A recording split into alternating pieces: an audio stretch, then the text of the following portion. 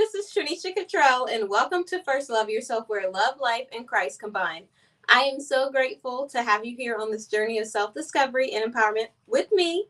In today's video, we're going to talk about serving and submission. No, you don't like that word. Just kidding. But before we get started, if you're new here, go ahead and give me a thumbs up and subscribe to the channel so you never miss out on more uplifting and empowering content like this. So get comfortable because we are about to get into it. Let's go. So earlier today, I was reading the Bible. I was in, I believe it's Mark 12, and it starts to talk about, it was Mark 12, and it starts to talk about the two commandments, love the Lord your God with all your heart, all your soul, all your might, and love your neighbor as you love yourself. And it started to make me think about how in life sometimes God can be guiding us to do something, and we have this idea of what we want to do for ourselves. We think these are the most important things in our lives, our own selfish needs, our own selfish wants. This is what we want in life, but we forget to consult with God. We forget to say, God, how can I serve in this season? God, when I'm in the waiting season, instead of me thinking about me, what I can get out of it, how can I help somebody else? And it's so funny because I had an opportunity lately to go to this thing and be a part of something that was bigger than myself. And as I prayed about it, I said, God, what is it that I can do in the season? My business is doing this. I want to do this in life, and I really need to seek God and see like what it is that He wants me to do in life. And as I'm going through this journey and God's giving me opportunities, God's like, just serve. I'm like, God, you don't want me to market. You don't want me to do anything with my business. You don't want me to do, because most people in this situation would go out and market themselves. They would go out and see how they could take advantage of this, and maybe that's their season to do it. But for me, God was telling me to serve in this season. And honestly, I'm going to be real honest and transparent because it's the only way to help people. But I was really feeling like, God, is this really what you want me to do? Do you really want me to just not do anything with my business? Do you even want me to in this season anymore? Like, was this something that was beneficial for a season, but it's not beneficial right now? Is this really where you want me in life? And I was honestly feeling like, God, most people would have taken advantage of this situation or this scenario. Most people would have done this, and this. And I could hear so clearly that I'm not like most people. I'm not going to look like everybody else if my purpose is different. I'm not going to be like the world or be like culture or everyone else if I'm supposed to be doing something different, if I'm supposed to be changing the world. If you want to make a difference, you can't look like everybody else. And sometimes it's going to feel like you're the odd man out. It's going to feel like you're an oddball, like everybody else is doing something completely different and you don't fit in, but you're not supposed to. Sometimes in life, we really get so beside ourselves and thinking that we have either all the answers or thinking that we know better than God, and we don't. I need to always be in a position to receive and be able to receive guidance from God and receive the blessings that God has for me in my life. And when I'm going through things, although God was telling me to serve in this season, I was feeling like, okay, well, how I want to help the other person. I want to be of service, but I don't see how this plays out in my life. Like why is this significant? I couldn't understand why God was telling me just to serve. And I know that's one of the fruits of the spirit. I know that's what we're supposed to be doing or I'm supposed to be doing, but I couldn't understand why God would say that. But one thing that I found out in this journey and this Christian walk is that you don't always have to have the answers to everything. Sometimes God does stuff in your life that you don't know is going to happen next because He wants to surprise you, because He wants to do something different in your life that nobody's ever seen or imagined or asked in their life. And it's up to you to be the person that asks for those things. It's up to you to be the person that goes after those things that don't seem normal, that don't seem like something everyone else can have in life. And so when you're going through life, I think it's really important for you to take a moment and say, okay, God, how can I serve in this season? I know it sounds so crazy. You're thinking, I just want to receive all these things in my life. I've been giving forever. Why would God tell me to give? But God's telling you to give because it's one of the fruits of the Spirit. Because serving is something that is Christ-like. Serving is something that you can do to help somebody else. It's not just about benefiting you. It's not just about how you can be more egotistical or arrogant in season. It's about showing people that there's more to you than just taking something from them. And honestly, I've been in a scenario in my life where I met, new people. I meet friends, I meet people, dating, whatever else. And one of the things I used to do in the past was always try to figure out what I can benefit. I thought this was mine, mine, mine. These are all the things that are mine, and this is what I want. This is how I want things. And God has really been checking my heart posture and changing me to be a better woman, and changing me to really be at a in a servant's posture, with a servant's heart, with joy, with contentment, with thankfulness, with gratefulness, and seeing how I can help somebody else. If I'm dating someone, it's not just about me, it's about me trying to make sure that I'm serving, making sure that I'm helping that person, whether it's with me or without me, making sure that they're benefiting in their life, even if I don't get to be a part of it, because it's not just about me. I used to in the past, and people probably gonna crucify me for saying this, but they crucified Jesus. Listen, but I used to be like, I want this thing this way. I want to be in this relationship because I like this person. I think this person is cute, whatever the thing is, right? And I never stopped. I'm not ashamed to say this because I'm no longer this person, but I used to really think I want to be with this person. So this is what I want in my life. This is how this is going to benefit me. And I didn't even stop for 1 second to think if it was going to really even be the best thing for the person that I was with. Not once. I didn't even take a second to really think, am I going to be beneficial to help somebody else's life, or am I hurting them? And now that God has shown me how to become a better person, I really stop and think when I have a new friend, when I meet new people in this life, I always try to think of how I can benefit that person. Is what I'm doing benefiting them, or is it hurting them? Is it something that's helping them, or am I taking away from their life? If them being with me is hurting them, and there is drawing them further away from God, even though my intentions may be good, if they're not grace from me, then I have to let them go. If they are grace from my life, I have to make sure that I check my heart posture. I check myself and make sure that I'm allowing the people that God wants to be a part of my life to be a part of my life. And it's not always going to look the same. Sometimes it may look like they get to be a part of my life for a season. Sometimes it may look like they get to be a part of my life for a lifetime. But I have to always check with God and use discernment and wisdom to make sure that I am benefiting and I'm doing the things in life that God intends for me to do. And one of the things that I wrote down earlier was serving versus submission. Ooh, there goes that little word that everybody hates, submission. Ooh, you didn't know that was gonna happen in this video. But listen, I don't think submission is a bad word. I think that with the right people, you can submit to someone. If someone has a mission, if you can be sub to that mission that they have. If you are grace for this person and they are grace for you, of course you can submit to them. Why wouldn't you want to submit to someone who's under the leadership of God? Anybody can submit to that. But it's when you're not going anywhere, when you have no vision, when you don't know what direction you're heading in life, when you feel like you are just stagnant and you just have no purpose. If you have purpose in your life, of course you can submit to those things. But if you don't have purpose, you don't want to follow someone nowhere. You want to follow them somewhere, you know? And so, as I was thinking about servanthood and submission, I started thinking about how God wants us to have.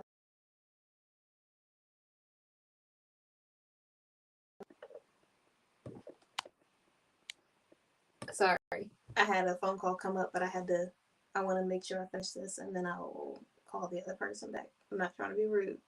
So, when it comes to submission, I think we really have to think of biblically what that means. Sometimes we look at submission as our old toxic relationships, as a person trying to control us and tell us what to do, or what to wear, or how to look when we go certain places. And TG said something earlier that I feel like is significant in this video to state. That does not mean that someone saying that something is doesn't look right for an event is different than someone trying to control what you wear. That's totally different. Someone controlling you is someone trying to have complete mastery over you. Like they want you to feel like you can't do anything unless they say so. It's more of a control thing. But when someone's really got your back, it's like, hey, this shirt might be more appropriate for this event, like TG said. Or you might want to wear this because this looks more like you if you're trying to represent yourself in this way.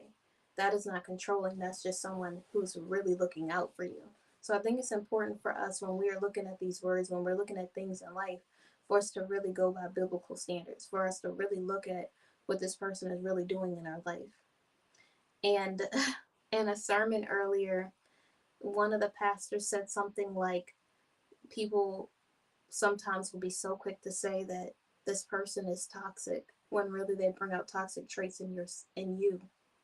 So I think it's really a season for us to think about what it is that we want in life and how we want to be portrayed, how we want to portray ourselves to others before we really start to point out that this person is toxic or this person is doing these things. Maybe that person's not grace for you. Maybe that person, you both have trauma bonds. Maybe you both have went through the same type of past and that is what's drawing you to each other. But that doesn't mean that that person is toxic. That means that person is healing just like you are, and maybe you both aren't graced for each other.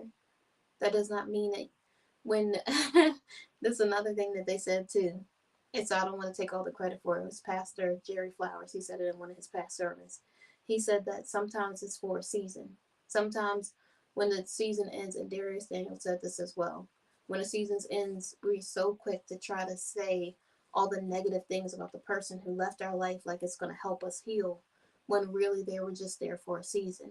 Instead of pointing out this person did this, they did this wrong, they did that wrong, how about you think about the things that they've done in the past that have helped you, things that you've learned, and just move forward so that the next guy that comes along, you treat him better, or you do better in the next situation. You have more standards, you have more boundaries, because you when you go across this line, your boundaries all out the window.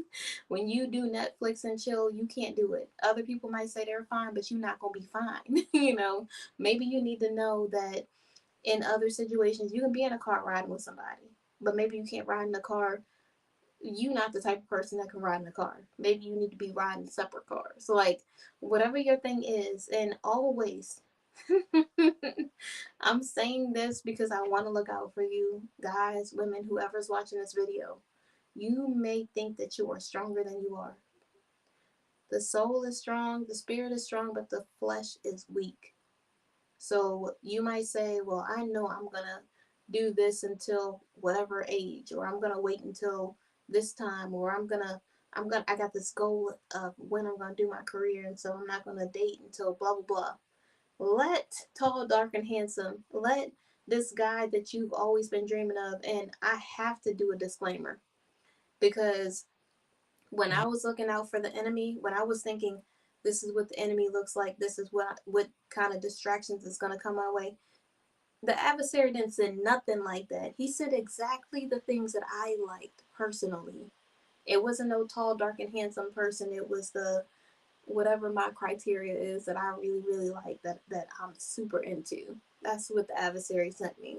He did not send me what everybody else was gonna say. Oh, he looked like he stepped off the front page of the magazine. It looked like the guy that I would be interested in. And so you have to make sure that you know what your type is, and to look out for that as a distraction, to make sure you take it to God for discernment. Make sure that you're asking him, is this really you or is this me? Is this what my flesh wants? Is this what I want egotistically, arrogantly? Is this what I want selfishly? Or is this really what God wants for my life? And make sure that you put your wants aside for what God knows that you need in life.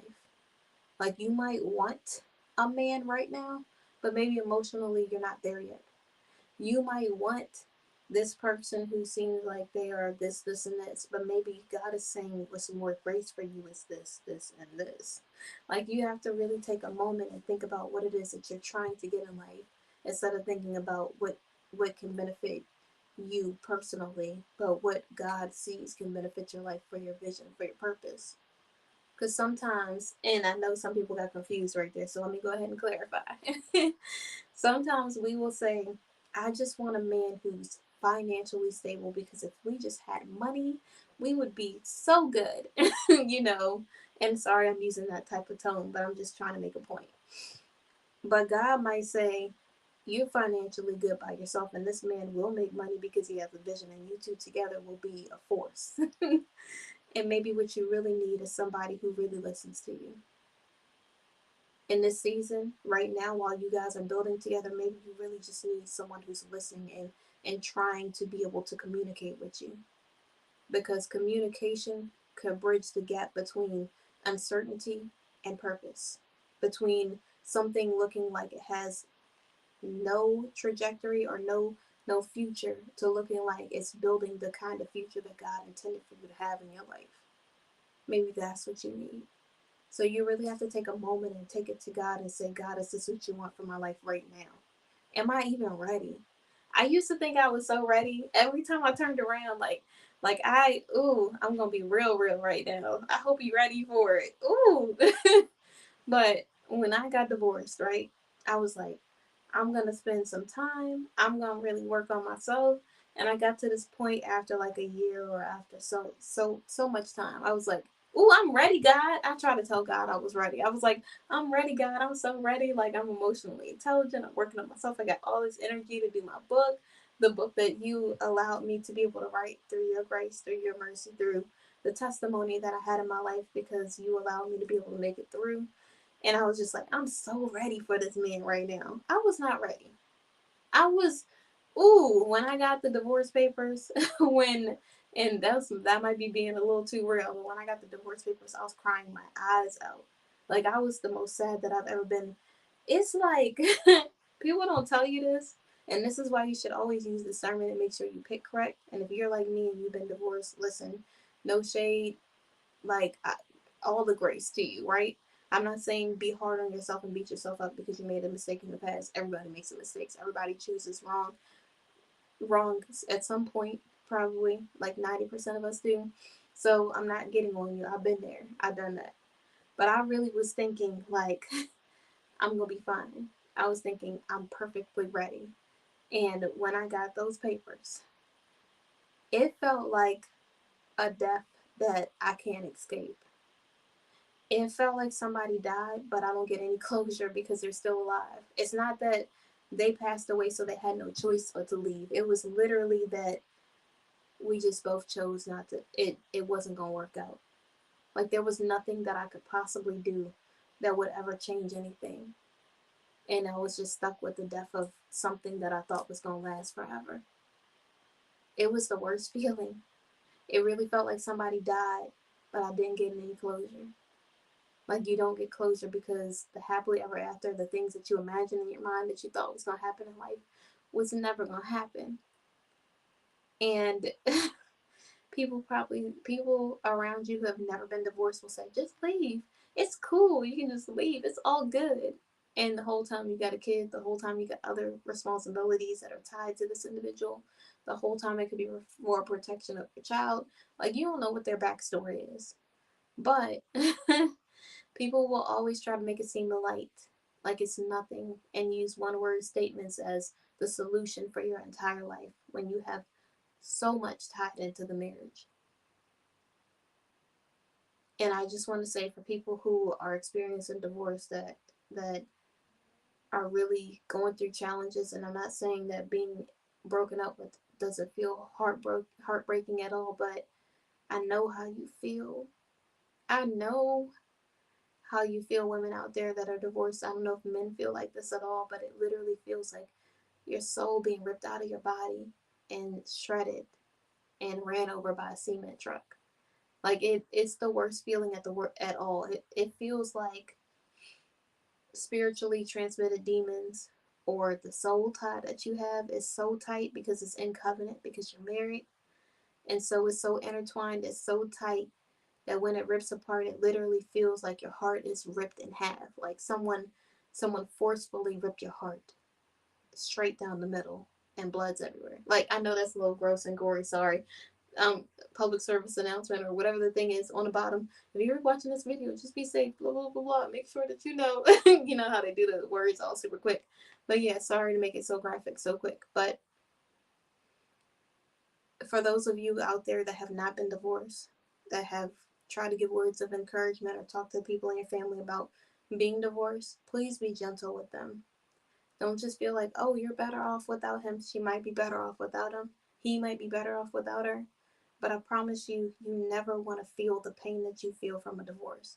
I've had people pass away in the past, and nothing has ever hurt more than divorce. Ever. It's the worst feeling that you could ever feel in your entire life. So just give people grace, because sometimes we like to pretend like we understand what somebody's going through because you went through a really bad breakup, or you have been with the guy for 10 years and y'all broke up.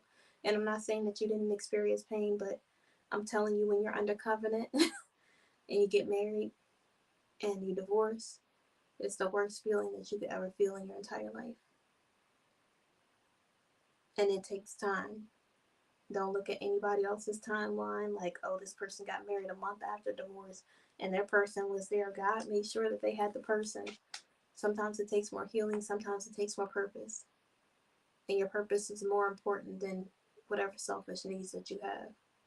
And that's what I'm learning in this season, to really be a servant, really have a servant's heart, to be joyous and content, and just understanding that God's in control of everything, knowing that I can submit to something, because not every relationship is the same. And I think it's important for us to really think of what it is that we want, and to really read our Bible. Like, we can listen to other people talk about the Bible, but it's really time for us to study the Bible for ourselves, to really see what's in it, to really learn the the, the commandments of God, to really learn what it is to be in covenant in the way that God sees fit, to really know what it's like to submit to someone that really has a mission, that really does have a purpose and a vision in their life. And when that is the case, it's easy to submit. When God is telling you to serve, even if you don't understand, serve, because you never know how you're blessing somebody else's life. And God is always going to make sure that you have everything that you need. But don't do it just because you're thinking of receiving something. Do it because you really want to help, because you really want to have the posture of Christ, because you really want to be able to show God that He can trust you, even after all you've been through. So continue to be true to yourself. Continue to have a good heart posture.